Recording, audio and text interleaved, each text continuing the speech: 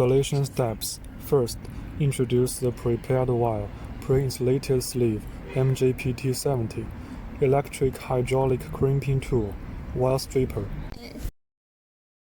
Second, strip the insulation layer of the two wires according to the stripping requirement of the pre-insulated sleeve.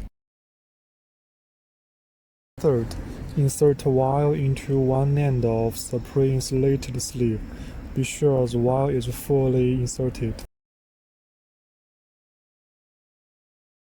Fourth, start crimping from 1 to 3 in order, which is noted on the pre-insulated sleeve. Then, check if the crimp is done well. Fifth, follow the same steps to crimp the wire in the other end, and be sure that crimping is well done.